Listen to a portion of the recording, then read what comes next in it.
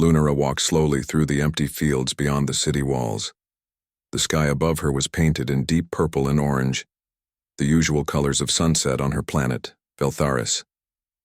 The air was quiet, except for the soft hum of insects hiding among the tall silver grass. She was used to being alone. Lunara was different. While most of the Velthari were tall and graceful, she was even taller. Too tall. Her body was strong and wide, her footsteps heavier than others. She had grown faster than everyone else in her class. By the time she reached adulthood, she was nearly twice the size of the other females in her tribe. At first, people only stared. Then they began to whisper, "She's not normal. She'll break the floors. Don't let her near the children." She had heard it all. Even her own parents had started keeping distance, ashamed of her size. The council declared that she could not train with the others or take part in city ceremonies. She might cause damage, they claimed. So Lunara lived alone in a cave at the edge of the mountains. It was the only place she could stretch her arms without knocking over a roof. But that day, something unusual happened. As she sat near a stream, soaking her feet in the cool water, she heard a loud crash in the distance. Then came smoke, rising from the trees. Her first thought was lightning, but then she saw a shape falling from the sky, a small craft, burning and spinning. Lunara stood up quickly. Her curiosity was stronger than her fear. She ran toward the crash, her long legs covering ground with ease. Birds flew from the trees as she approached. When she reached the wreck, the metal was still hot, and smoke burned her eyes. The craft was small, definitely not Velthari. It had strange symbols on the side and looked very different from her people's technology. As she stepped closer, she heard a faint sound, a cough, then a voice. "Help." She moved carefully, kneeling down. Inside the broken ship was a creature she had only seen in the news, a human. He was small, with dark hair and pale skin, and his leg was pinned under a piece of metal. His face was pale and sweat covered his forehead. Without thinking, Lunara reached in and lifted the heavy debris as if it were paper. The man gasped, looking up at her with wide eyes full of fear. "It's okay," she said in a low voice. "I won't hurt you." He didn't understand her language, but her tone was soft. She reached out, offering her hand. He hesitated. Then slowly he placed his hand in hers. Her hand could cover half his body, but she was gentle. She picked him up and carried him away from the burning wreck. His clothes were torn, and his arm was bleeding. Lunara brought him to her cave and laid him on a bed of soft moss. She cleaned his wound with clean water and wrapped it with cloth. The human flinched a few times, but then started to breathe easier. After a while, he opened his eyes and looked at her again. "You saved me," he said. Lunara didn't understand the words, but his voice sounded thankful. She nodded and smiled gently. "Lunara," she said, pointing to herself. The human blinked, then said, "Jack, Jack," she repeated, and he smiled weakly. They sat in silence for a while. Jack looked around the cave, clearly surprised. Everything inside was larger than normal. Oversized tools, huge baskets, large stones shaped into chairs. But everything was clean and neatly arranged. He looked back at Lunara. Her large violet eyes were kind, her face full of quiet sadness. She didn't look dangerous. She looked lonely. Lunara brought him water in a carved bowl and helped him drink. He nodded, in thanks, then leaned back, exhausted. As night came, Lunara lit a small fire in the corner of the cave. She sat a short distance away, not wanting to scare him, but Jack didn't seem afraid anymore. He watched her as she carefully added wood to the fire. He finally said, "Why are you here all alone?" She didn't understand the words, but his question was clear in his eyes. Lunara looked away, because no one wanted her. The next morning, a soft beam of sunlight entered the cave. The fire had died, but warmth still remained in the stones around it. Jack slowly opened his eyes and winced. His leg hurt, but it was carefully bandaged. The pain was less than yesterday. He turned his head and saw Lunara sitting near the cave entrance. She was watching the forest. The light made her pale blue skin glow softly, and her long hair flowed down her back like a dark waterfall. Even from a distance, her size was incredible. Yet Jack wasn't scared. She noticed he was awake and smiled gently. Jack nodded, trying to sit up. Lunara quickly moved over and helped him. Her hands were large but careful, and she supported his back so he wouldn't fall. Jack was surprised by how gentle she was for someone so strong. He looked around the cave again. There were simple tools carved from stone and wood. The roof was high, shaped to fit her tall figure. There were no decorations, only useful items, and a feeling of peace. "Thank you," Jack said. Lunara tilted her head, not understanding his words, but she could feel his gratitude. She gave a small nod and handed him a bowl of warm root soup she had made earlier. It had a strange color, but Jack was too hungry to care. He took a sip, and though the taste was odd, it was not bad. As he ate, Lunara sat across from him. She watched him closely, fascinated by his small hands and soft voice. He didn't seem angry or afraid. He seemed curious. That was something new for her. Jack looked up and smiled. "This is good." She smiled back. Then slowly she pointed to herself and said again, "Lunara." Jack nodded. "Lunara." Then he pointed to himself. "Jack." "Jack," she repeated, her voice soft. It became their first shared words. Over the next few days, Lunara took care of Jack. She brought fruits, cleaned his wounds, and even tried to copy some human words from his small communication device, which he had recovered from the wreck. It had limited power, but it helped them understand simple phrases. One day, Jack tried to stand. His leg was still weak, but he wanted to stretch. Lunara quickly supported him with her hand, steadying him like a tower next to a tree. "You really are huge," Jack said with a chuckle, looking up at her. Lunara didn't understand, but she smiled at the sound of his laugh. No one had ever laughed around her like that, not in a kind way. Later that evening, Jack sat outside the cave with her. They watched the stars together. He told her stories about Earth, how the sky looked at night, how oceans smelled, how people built cities that touched the clouds. Lunara listened, even if she didn't understand everything. She liked his voice. It was calm and warm. Jack then turned to her. "Why do you live here alone?" Lunara was quiet. She took a stick and drew shapes in the dirt. First, a tall figure, herself. Then smaller ones beside it, others of her kind. She drew a space between them. Then she drew a broken heart.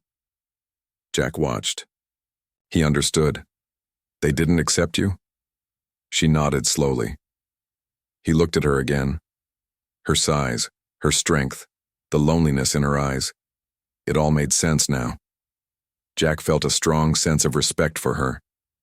She didn't hurt anyone. She saved him, and yet she had suffered just because she was different. "That's not fair," Jack said. "You don't deserve to be alone." Lunara looked at him with surprise. No one had ever said that to her before, not even her own family. That night, Jack worked on fixing his communication device using tools Lunara had collected. She didn't understand his machines, but she sat beside him, passing materials when he asked.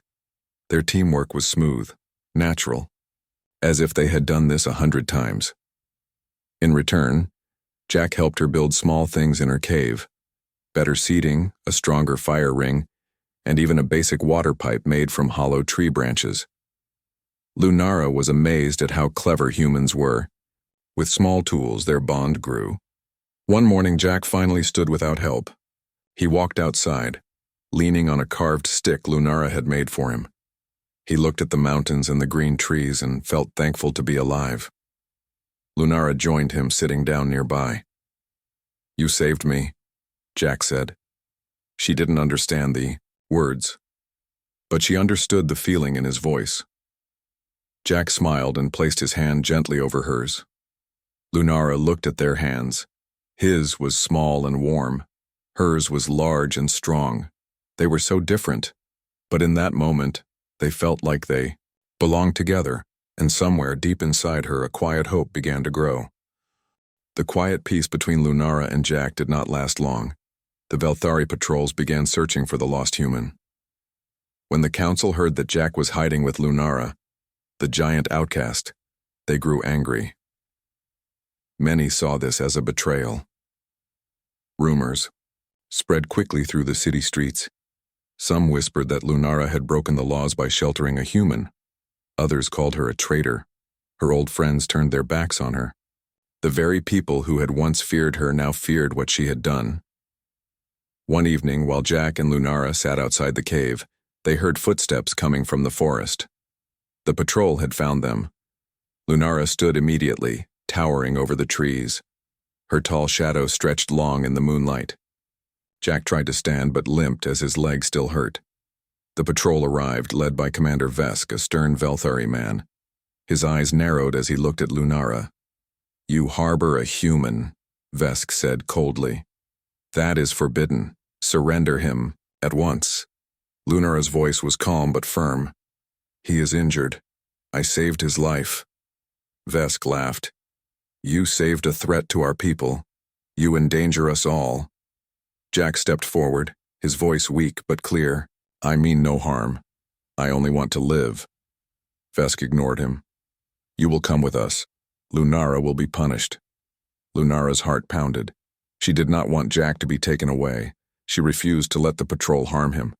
"I will not let you take him," she said, her voice steady. Vesk gestured to his guards. "Then you leave me no choice." The guards moved forward. Lunara moved faster. Her huge hand caught a fallen tree branch nearby. She lifted it easily and blocked the guards. The patrol froze. No one had ever seen her fight. Her size and strength were legendary, but no one expected her to use it. "I said no," she repeated. Jack watched, amazed and afraid. Lunara wasn't just big, she was powerful, but she wasn't angry, only protective. Commander Vesk backed, down signaling his men to stop. "We will return with more forces," he warned. "This is not over." After the patrol left, Lunara sat beside Jack, who was still in shock. "Are you hurt?" she asked softly. Jack shook his head. "No, but they will come back." Lunara looked into the dark forest. She knew they had little time. The next morning, Jack used his repaired device to send a message to the human base. He explained his situation and begged for help. The message took hours to send. The small machine beeped quietly when it was done. Lunara watched him work, curious about the strange human technology. It was so different from her own tools. Suddenly, a soft beep came from the device. A reply. Jack read the message aloud. "Help is coming. Hold on." Relief washed over both of them, but the news spread fast. The Velthari elders were furious. They feared that if humans knew about Lunara's strength, they might try to take over the planet. So the council called an emergency meeting. Lunara was summoned. She entered the great hall where the elders sat on tall chairs, their faces stern. "You have broken our trust," the eldest said. "By helping a human, you have endangered us all." Lunara held her head high. "I helped a living being. He was hurt." "I did what anyone should do," the elders whispered angrily among themselves. "You must face punishment," the eldest declared. "Or hand over the human to us." Lunara's heart sank. She could not betray Jack. She had come to care for him. She looked around the hall. Some faces were cold, but others showed doubt. Then one young council member stood. "Wait," she said quietly. "Lunara saved a life. That is honorable." The room grew silent. Lunara glanced at the young member. This small sign of support gave her hope. Jack watched from the back of the hall. He saw how people judged her for her size, but also how she refused to give up. Outside, Lunara and Jack spoke quietly. "We cannot hide forever," Jack said, "but I will not leave you." She smiled softly. "And I will protect you."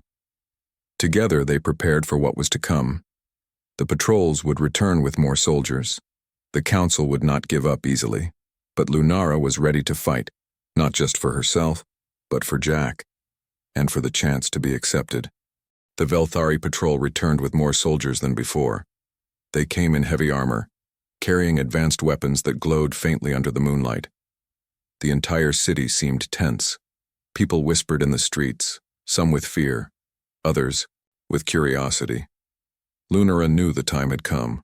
She could no longer hide in her cave. She had to face her people. Jack stood by her side, supporting her as she walked through the city gates. Many eyes turned to them, some filled with suspicion, others with surprise. It was the first time Lunara had walked among her own people in a long time. At the city center, a large crowd had gathered. The council stood on a high platform, waiting. Commander Vesk was there too, his face unreadable but hard. Lunara stepped forward, her tall frame casting a shadow over the crowd. "I will show you why I am not a danger," she said, her voice strong and clear. Whispers spread. The crowd was silent but eager to see what she would do. Suddenly, a loud crash came from the edge of the city. A building under construction began to collapse. Workers screamed as beams started to fall. Without hesitation, Lunara ran toward the danger. Her long legs moved fast, covering the distance in seconds. She reached the falling structure just in time. Using her massive arms, she lifted a heavy beam that had trapped a group of children underneath. Her strength was immense but controlled. Slowly she moved the beam aside, freeing the children. The crowd gasped. Jack watched, pride shining in his eyes. Lunara's size, once feared, was now a shield that saved lives. The children ran to their families, crying and hugging Lunara. For the first time, she felt accepted. Commander Vesk stepped forward, his voice calm but respectful. "Lunara, your strength is undeniable. You have saved lives today." The council members nodded slowly. Some faces softened with new respect. Jack took the small communication device and broadcasted a live message across both Velthari and human networks. "This is Jack, reporting live from Velthar. Lunara, once an outcast, has shown the true power of kindness and strength combined. Today she saved her people." The message spread quickly across planets. Humans watched in awe. Velthari saw a different side of Lunara, one they had never understood. That evening, the council called another meeting. The eldest spoke with a softer voice. "Lunara, your actions have changed many minds. We recognize your courage." Lunara bowed her head humbly. Jack stood beside her. Together they faced the council and the people. From that day on, Lunara no longer hid. She walked proudly among her people, her size no longer a curse but a gift. Her friendship with Jack grew stronger, a symbol of unity between two very different worlds. Days passed since the incident at the construction site, and the mood on Veltharis was changing. Lunara was no longer just the giant outcast. She was becoming a symbol of strength and hope. But the true test of acceptance was yet to come. The Velthari High Council called for a grand assembly, inviting not only the citizens but also the human outpost nearby. This was the first time in history that both species would gather openly in one place. Jack and Lunara stood side by side as they entered the great hall. The hall was vast, with towering pillars and high ceilings, built to fit the tallest Velthari. Lunara's presence filled the room naturally. Her height and strength were impossible to ignore. The council elder rose and spoke. "Today, we recognize the courage and loyalty of Lunara. She protected not only a human stranger but also our own people. She has shown us that strength and kindness can exist together." A murmur of approval rose from the crowd. Some still looked surprised, but most nodded with respect. Lunara's eyes met Jack's, and she felt a warmth inside she had never known before. After the assembly, Jack was offered a permanent place on Veltharis as an ambassador between humans and Velthari. He accepted with pride, knowing that his friendship with Lunara was the start of something greater. Over the following weeks, Lunara no longer felt the cold stares or whispers behind her back. Instead, children came to her asking to hear stories. Elders sought her advice on difficult matters. Her size, once a source of shame, was now celebrated. One afternoon, as the two sat overlooking the valley, Jack took Lunara's hand gently in his own. "You are not alone anymore," he said softly. "You have your people and you have me." Lunara smiled, her violet eyes shining. For the first time, she felt truly at home. Together, they looked toward the stars, dreaming of the future, a future where differences were no longer feared but embraced. A future where a giant woman and a small human could change the course of history. The outcast had become a queen, not by title, but by the love and respect she had earned.